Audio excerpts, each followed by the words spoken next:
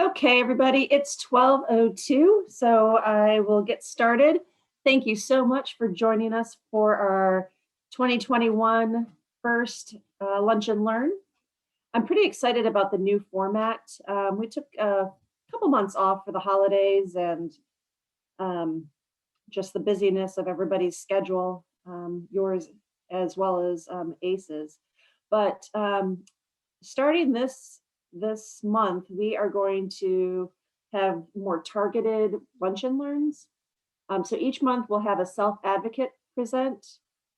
We hope to have a parent present or someone who specifically supports parents, and then a professional present. And then if there's a fourth week, it's a kind of a wild card.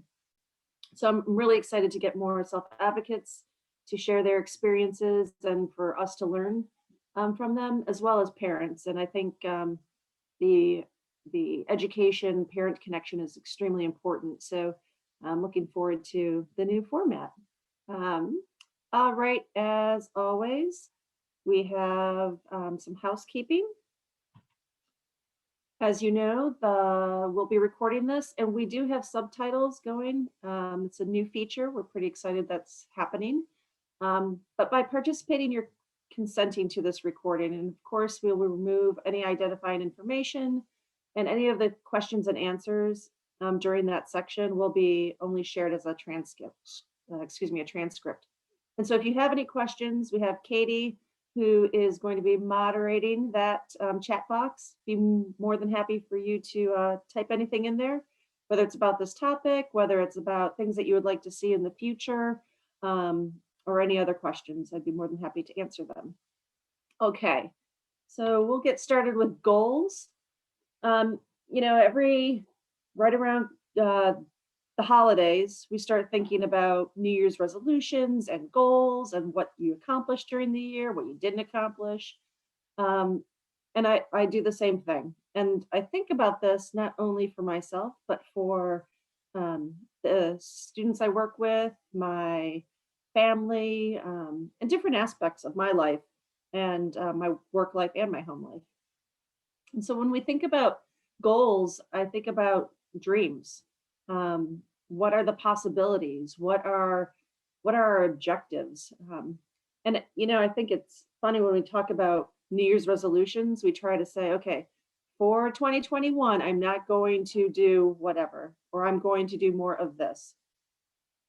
But what we often do is set a goal that is way too hard to meet.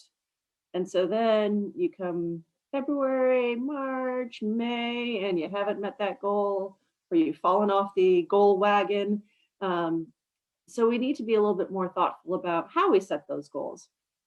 And even if we set small goals and achieve them, that feels so much better than getting to December and saying, well, there goes another New Year's resolution out the window, right? But goals are things that we have not done yet. So this might be something that you wanted to do for a long time. And maybe you're going to set this goal and make it a little bit more measurable this time with more action steps so that you can meet that huge goal by meeting these small baby goals instead. And that's something that we need to think about when we do that for our children and our students as well. And goals can be, they can be huge. They could be very small. They could be things that you can achieve very quickly. Imagine if you woke up every morning and you set a goal for the day, like I am going to walk 10,000 steps, or I am going to get these grades in on time, or I'm going to grade all of my students' essays by the end of the day. Whether it's something that's that small and that short-lived, or something a little bit bigger, we can achieve those. And they can even either be achieved rapidly, like I said, with something simple as, today I'm going to walk 10,000 steps. It's going to take however many hours I'm awake to do that, which is relatively quick in comparison to I'm going to walk 10,000 steps every day for the next 365 days, right? Or it might be something that takes a long time. And if it takes if it takes a long time, we really want to break that down even more, almost like a task analysis of how to meet that goal. When I talk to some of the adults that I work with, we talk about different areas of goals that we can address. We could talk about academics, we could talk about social, we could talk about personal. When I think about individuals with autism, I really look at things like personal well being, health, um, uh, post secondary something, whether it's employment or education, social relationships, and some of those executive functioning skills that sometimes become a little bit challenging for our folks. And when we look at those different areas, we talk about how that will equate to happiness and overall independence. Um, I never want to set a goal for someone because it's not meaningful. If anyone were to set a goal for me, like say Katie said, you know, Stacy, I think you need to read 6 journal articles a day. And she set that for me, not knowing that that would be painful, that there's no way I could accomplish that. That would be really challenging and would set me up for failure. So we really want to be collaborative when we're working with someone on what those goals could be. When we set up goals for ourselves, we also have to be collaborative with ourselves and think realistically. I know everybody here knows what SMART goals are. So we need to think, is this something that we really can accomplish? Is it something my student can accomplish? Is it specific enough that there's no room for interpretation? Is it measurable? Are these things that you can say yes or no, it did occur? Is this something attainable? If I said, I'm going to run a marathon in March, I'm going to do the Shamrock Marathon. Well, the last time I ran more than a mile was about 4 years ago. So running a marathon in March, not attainable. Measurable, sure, not attainable. Are the results, are they results oriented? Are they tied to goals? So what are those little aspects that are going to make me reach that goal? And like IEPs and goals and IEPs, they have to be time bound. You can't say, well, I'm going to run a marathon, because I could say that every year for the rest of my life. And when I'm 92, I could say, well, you know, it just didn't happen. Eh. So having it time bound is really important as well. Motivation is key. So what is your motivating factor for yourself to accomplish the goal and for your student? So if you think about, and I'm going to use an adult that I work with who says that he wants to live independently. Well, that's his motivation. So in order to capitalize on that motivation, I think about some of the areas that he needs growth on. So medication management is one of them. So we set a goal about medication management because I talked about the importance of being independent and living independently and how it's important to be able to manage your medication at the same time, because you can't have someone call you every day to tell you, did you take your medication? And he was very motivated by that. So it took about a month and a half and some visual supports and reminders on his phone and a really cool pill case. But he is now managing his own medication. He calls in his refills on his own. The only thing that he needs support with is going to pick them up. So that's something that he was motivated for, because that's one of those things that he can check off towards independence and living independently. We capitalized on his strengths. He is very routine oriented if there are visual supports to help him. So we did those visual supports. We had color coded pill box. We had reminders on his phone, because he is very, very good on his phone. It's always on his phone. And if it dings, he will look at it. So how awesome is that, that he is able to maintain that independence by looking at his phone and saying, oh, look, it's noon. I need to take my lunchtime medication.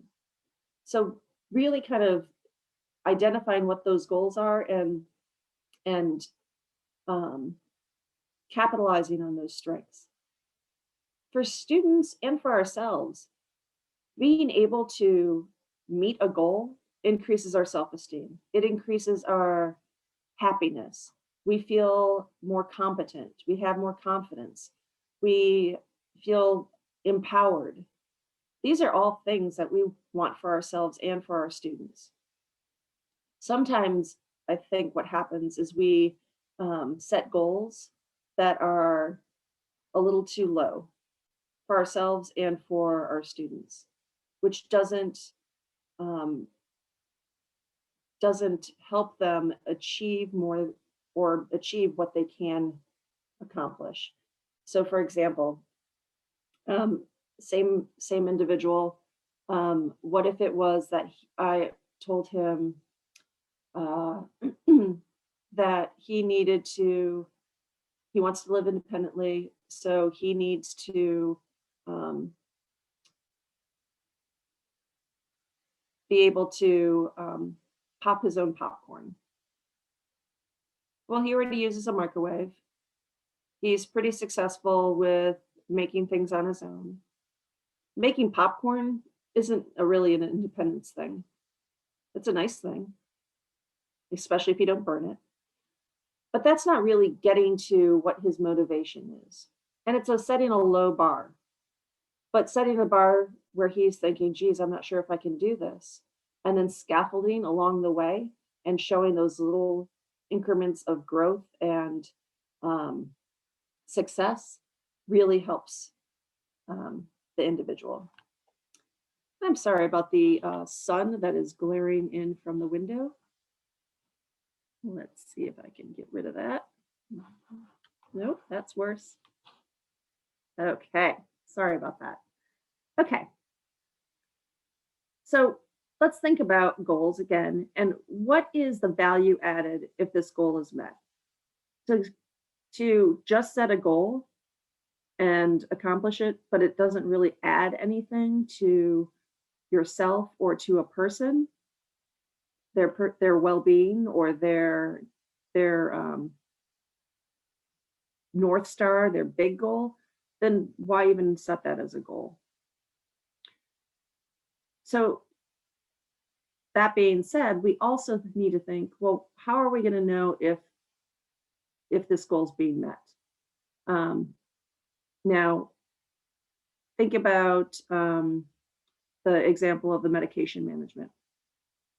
I will know if the goal is met if for a month, he is able to take his medicine as prescribed and call in his prescription and then have support to pick it up and then redistribute his medication. If he's able to do that independently, I know that goal is met. So it's time bound, it's specific, it's attainable, and it's value added. And you know what? When he was able to do this all by himself, he texted me and he said, hey, just refilled my medication. I put everything where it's supposed to be, and I didn't miss one dose. Not one. Now, this is a young man who, even with support from mom saying, did you take your medicine or put it out or things like that, would often forget to take his medicine. But now he has the independence, the autonomy, and does it completely independently. And he has quite a few supplements and medications that he has to manage. So I'm super proud of him. He then asked if he was now able to move out of his parents' house. I'm like, well, almost. Okay, so things to keep in mind. And this is kind of a life coaching model that I like to follow. Ultimate goal is independence. And where teachers and family and support people fit in is building the gap from those bottom tiers to independence. And that's where we put in those goals. That's where we put in that scaffolding, the reinforcement, the finding out what is the motivation and drive for people. Making that connection will levitate these other areas. So Why do we set goals? Again, what's the value added? We talk about education and employment. I met with a group of women with autism last night, and one woman said, I just want a job.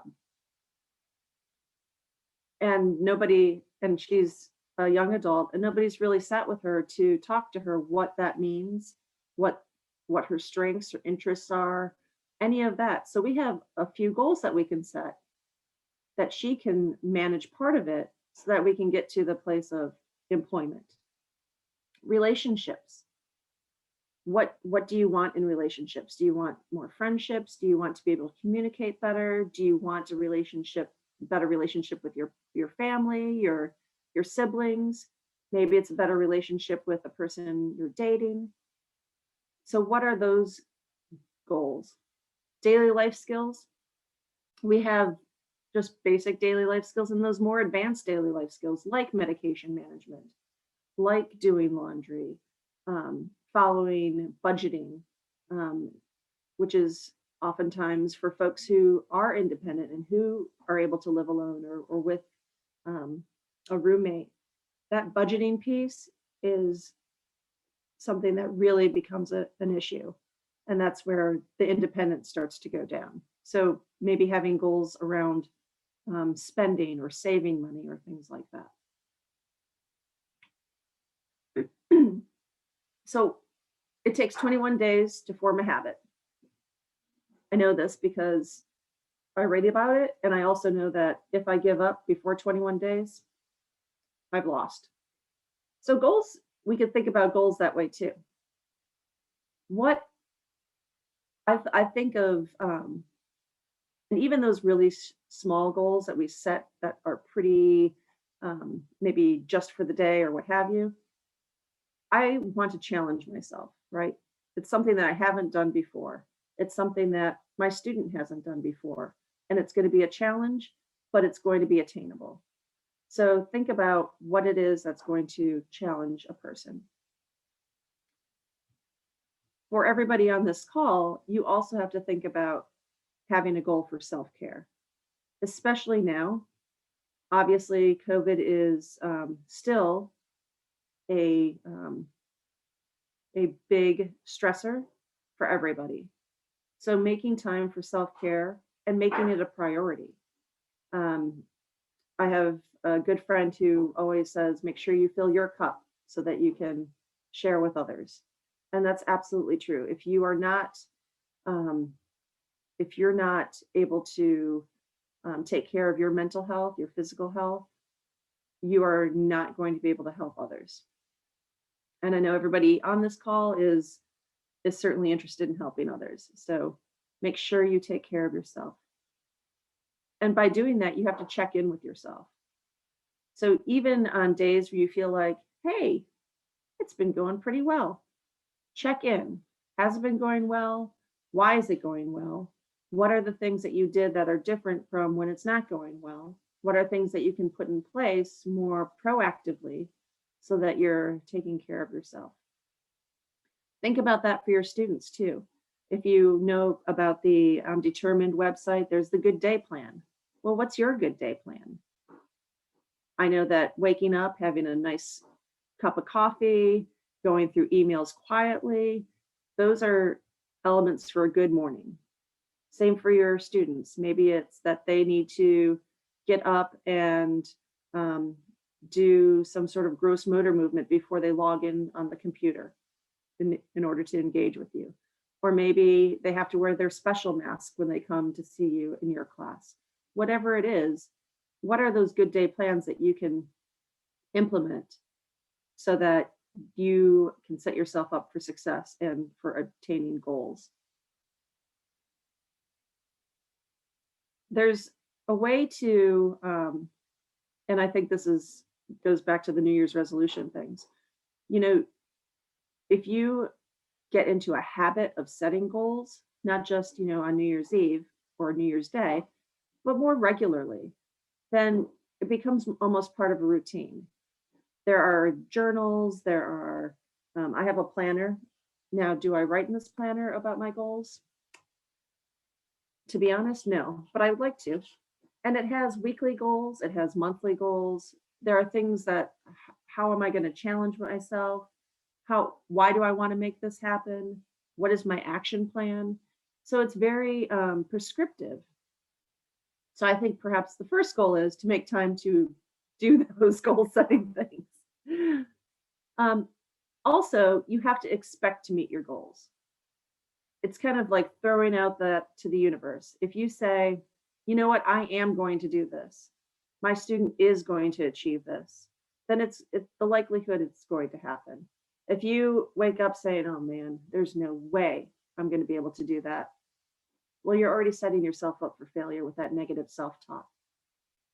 So think about the positive things and think about creating those habits and those positive check-ins with yourself. And remember to reinforce yourself.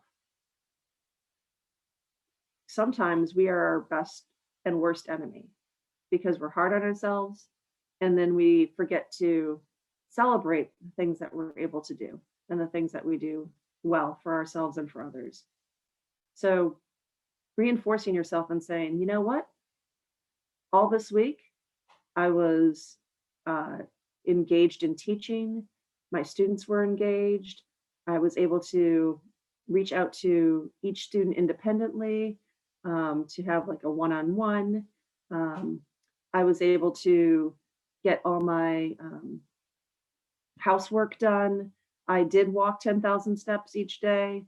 Um, any of those things, celebrate them and reinforce yourself, whether it's, and it has to be reinforcing to you for it to be a reinforcement. So, maybe it's um, going for a hike in your favorite spot, or maybe it's um, a glass of wine at the end of the day, or maybe it's getting a new book to read, or hey, you just finished a book, now you can trade it in and get a new book. Whatever it is and whatever is reinforcing to yourself, you have to do that.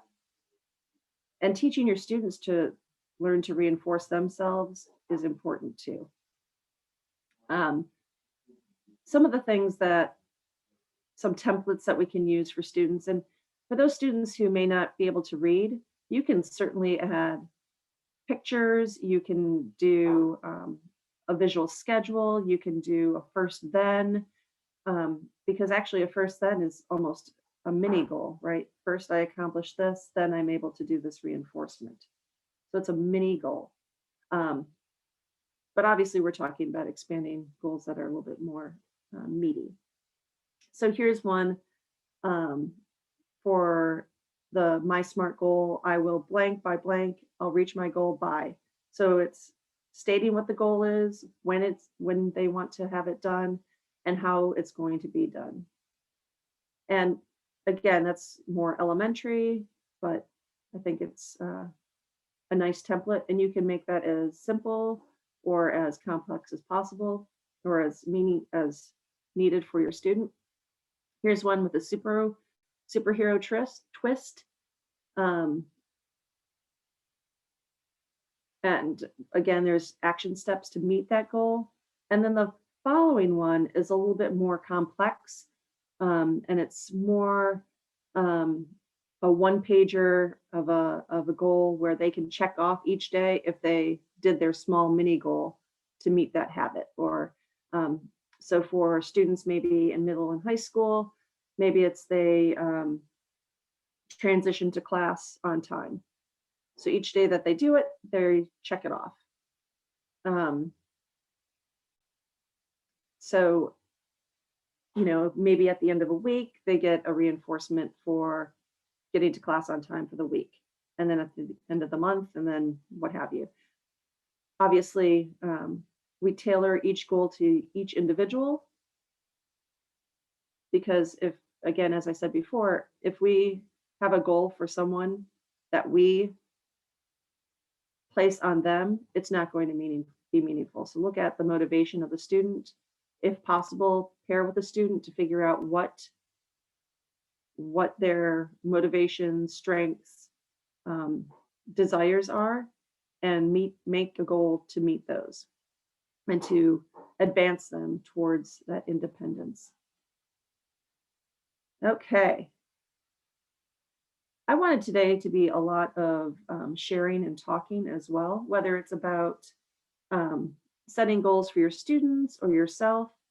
So feel free to share some successes, some challenges, and let's spend some time talking about that.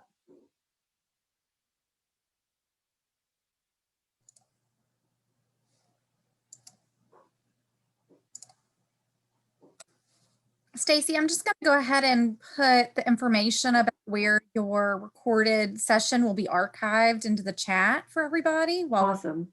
getting everybody's gears turning here for this Perfect. part.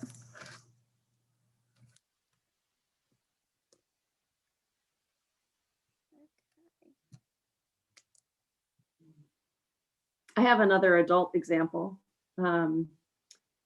A gentleman who is living independently does have a lot of financial burdens because of excessive spending.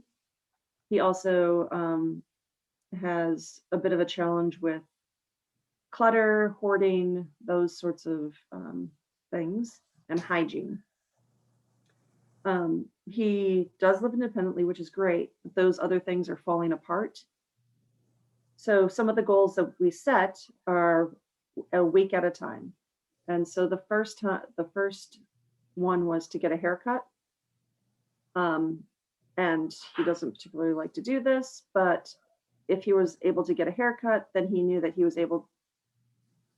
would be able to play a certain game that he really enjoys. And we set it up, the contingency thing, and he got a haircut, looked great. The next thing was he had a roommate who left tons of stuff, and he's pretty depressed that this roommate left. So the goal was for him to box up all of her things because he sees them and becomes more depressed, box them up, tell her friend that she can come get them. If not, he can take them to Goodwill. He boxed up the majority of the things and put them outside for her friend to come get. And while he was doing that, he found things that he didn't want. And he took a trip to Goodwill and took stuff to Goodwill. And because he cleared out this room, he was able to set up all of his gaming equipment in one room, which was a big reinforcer to him because he loves gaming, but he didn't really actually have a space for it. So now he has this space.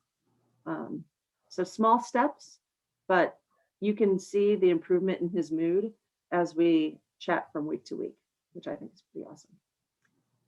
Yeah, sometimes these goals are daunting, but then, seeing the accomplishment is such a reinforcer in and of itself that. Absolutely. Did you see, we have a request for some resources or links for a young man who would like to connect with other young adults.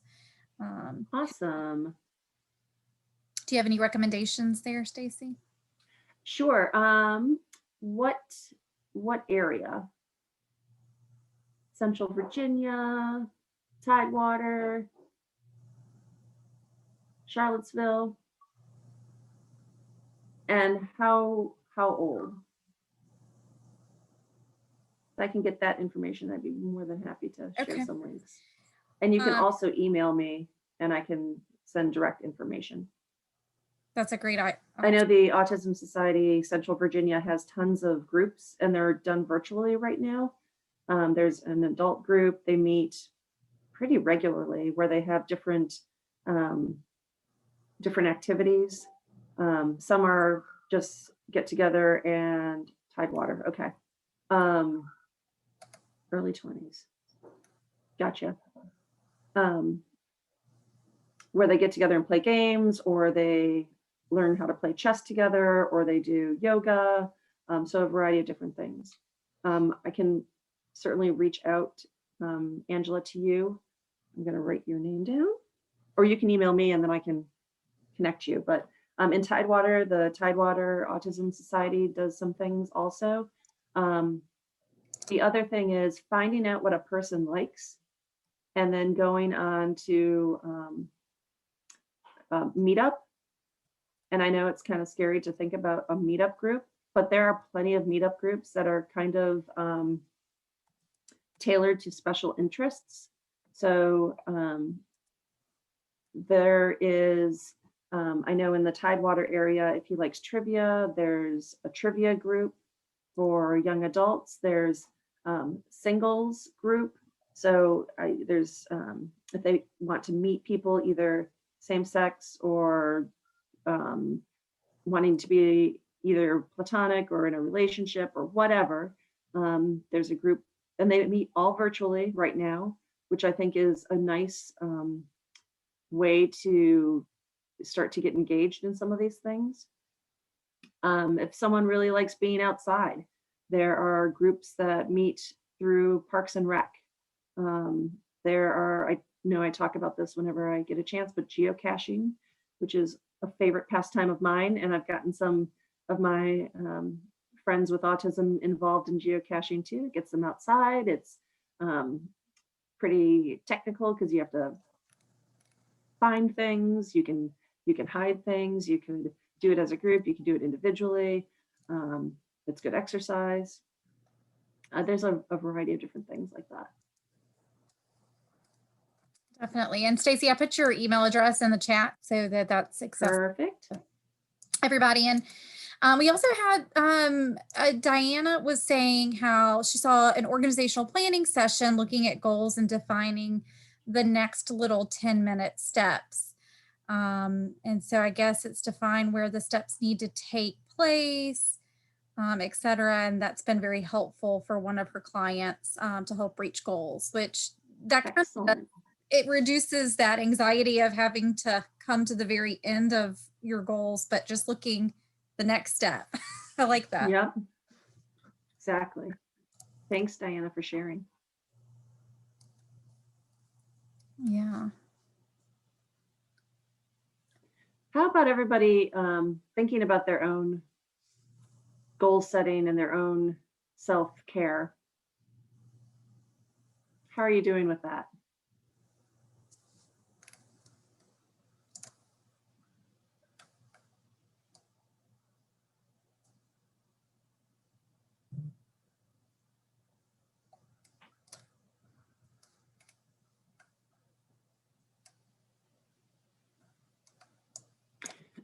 Everybody's quiet today. Yeah. Since it's quiet, I assume that the answer is meh. So, you know, it could be a challenge, but definitely needed. Absolutely. If you can take even 5 minutes for yourself each day, just to decompress, to think positive thoughts. It might be as simple as putting a favorite picture as your screen background. Or I have different quotes posted all around on my desk, which is my dining room table, that help. I listen to music too. I've been listening to classical music, which is very comforting and soothing. Wow. An hour of self-care a day. Oh, each week, each day of the week. Oh my gosh. Wow. That's really awesome.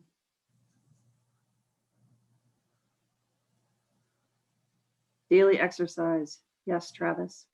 Absolutely. It's amazing. Since COVID, and I'm sure many other people can relate, sitting at a computer and you have these watches that tell you how many steps you've taken. And you're like, wow, that means I've gone to the kitchen and the bathroom. And that's it. So then you think, wow, it's now 6 o'clock and I've got 9,800 steps to go. Let's go, dog. But daily exercise certainly makes you feel better, helps you sleep better.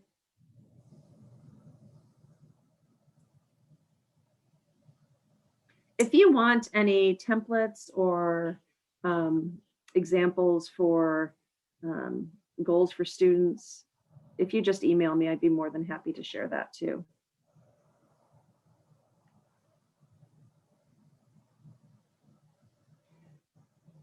Okay. Yeah, I love that. Angela says that these sessions are part of her self-care. So she does that. Oh, that's awesome. Yeah, that's great. I appreciate that. Mhm. I have an example of a young boy who's in elementary school in a self-contained setting. And we spent a lot of time getting him to transition into the school without being upset, without having needing to take a stroller to the classroom, um, without crying, throwing his shoes. So uh, we knew that he really enjoys a certain video. And so initially we paired walking in with a video. Then we got him to where he would walk a part of the way and then receive the video. It took a while, but the goal was for him to successfully transition from the car line and his mom's car into the classroom independently. Yes, on his own. And his teacher just sent a video to me this week where he walked in with his backpack, stopped, and showed his backpack to another teacher, and then went into the classroom. Now, he doesn't use functional communication right now, but I believe that was an amazing way of showing that he's proud of himself, that he is able to do this. And now that's just kind of the thing he does. He walks into school, no problem, to the classroom, no crying, no screaming, completely independent.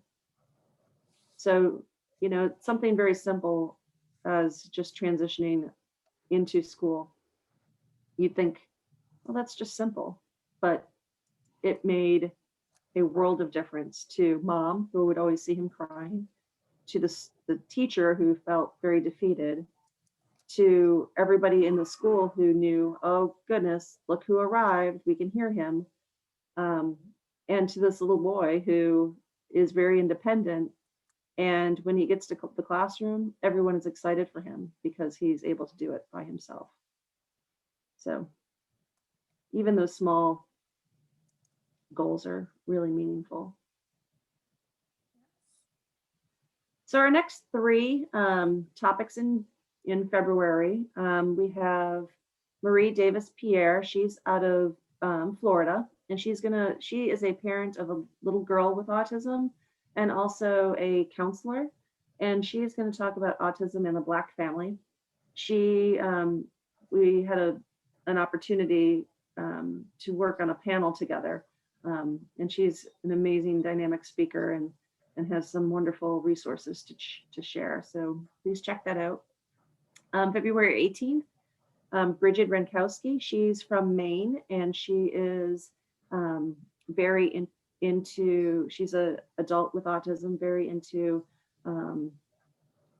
finding people's strengths and making them employment opportunities. She is very creative and does a lot of performing arts, things like swallowing fire and Cirque du Soleil kind of things. And she is fantastic. And I was on a panel with her as well. And she's going to talk about the gender voyage. For women on the spectrum, it can be a little bit more fluid than people think. And she's going to talk about that and her own experiences, which I think is really important, especially if we work with students who are girls with autism or have a daughter who has autism. And then my colleagues, Teresa Kogar and Lauren Viteri, will talk about using positive practices in distance learning. I know that most people there's still some aspect of distance learning. So I think this is really important, and who knows if we will go back to more distance learning or what. But the three of us developed a tool to work on identifying key characteristics of good online instruction and how to know if a student's engaged and how to increase engagement in students across ages and ability levels. So they'll be talking about that. If there aren't any more questions, comments, whether it was about this topic, upcoming topics, or anything, Anything? To the chat for going ahead and registering for next week, so folks can click that and get registered for that. Okay. All right. Nice job. Well, you know how to reach me, and I look forward to seeing you in the future. Thanks for spending your Thursday afternoon with me. I greatly appreciate it. And take care and have a wonderful weekend. Stay warm and safe.